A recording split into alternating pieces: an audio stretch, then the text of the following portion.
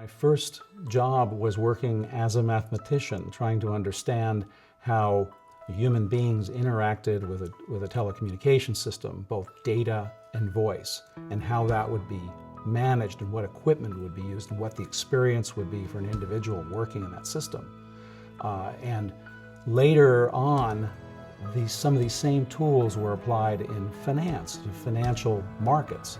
So my first pure job in finance was working as a corporate finance consultant, where I worked with Fortune 100 companies, looking at across their businesses, looking deeper into the business to understand the value, how the value was created that resulted in what their shareholder value would be. From that point, I worked in the reinsurance business, which is a form of providing capital within the financial services sector. So it's a form of asset management.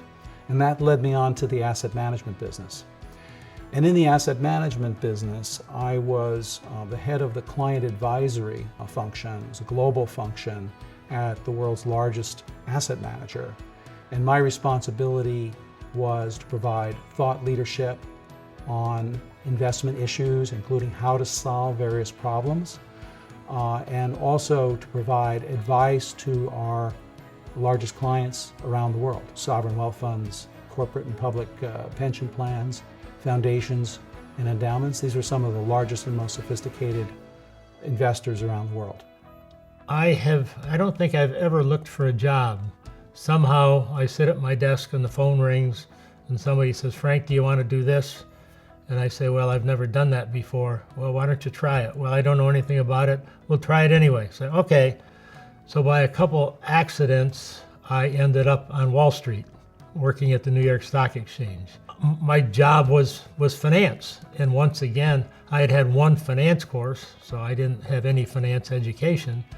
So what I did was what I usually do, is figure it out.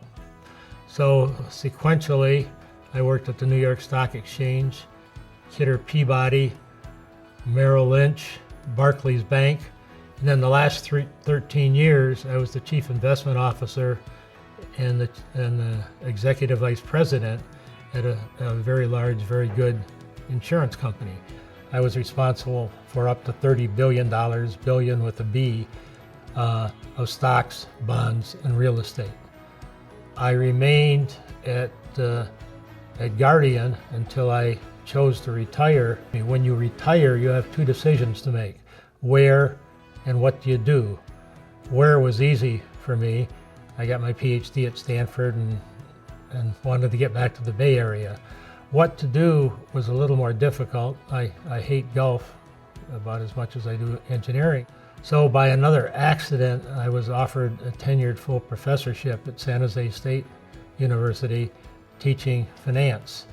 And during the last 11 years, I've taught the same two courses every semester, which is portfolio management, and the other one is business valuation and venture capital. Everybody in Silicon Valley cares about venture capital. I knew nothing about venture capital, but Silicon Valley has venture capital in the air, and I breathed the air and I caught it. Most of these students at San Jose State, either undergraduate or masters, they're from families that they're the first one that went to college. They don't have a history of financial or career success, and I've made a material improvement in the lives and the careers of many of those people, and it made me feel really good.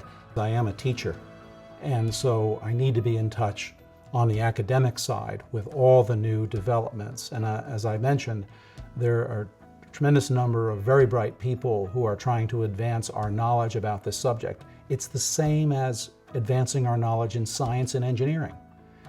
And we have people that are just as bright working in finance and investments that are trying to advance our thinking about that. So one side is keeping in touch with best methods in portfolio construction, best methods in optimization, all the things that would apply to improving portfolio efficiency. And at the same time, you need context for that. So you have to be aware of, what's happening around the world. I mean, how do you possibly keep in touch with all the papers that are being written, with all the events that are occurring, it's an incredible challenge. It's really hard to do it yourself. When we think about individual investors, not only what their abilities or talents are in figuring those things out, the most important thing is their level of interest. How much time and interest do they have to really spend keeping in touch with what are the best ways to invest and what's happening all around the world? Many advisors will emphasize that the most important thing is trust. I roll my eyes when I hear that, because that's so obvious and fundamental. Of course, that has to be true as a minimum, but you're going to need a lot more than that. I think what you need is an advisor that knows you, knows your own situation in terms of a whole financial plan, and is able to translate that into a portfolio that's going to work for you. Often I'll have somebody walk up to me and say, Frank, I want to build my portfolio. Do you like stocks and bonds? And I always say, if you want me to comment on your portfolio, come to my office, take an hour, and the first thing we're going to talk about is not stocks and bonds, it's about you. So if you want to talk to me about your portfolio, you're going to have to talk to me about you first.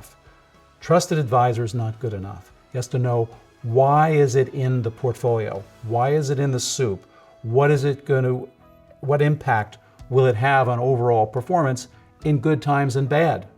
So you have a responsibility, not only for a trusted advisor, but one that you feel comfortable with, who will educate you, who will take the time, who will increase your interest in learning how these portfolios work, how these individual funds might work if you choose to go that route. When I was in New York, I worked at one company where we sold mutual funds. I wasn't in charge of sales, but I was responsible for the fund management.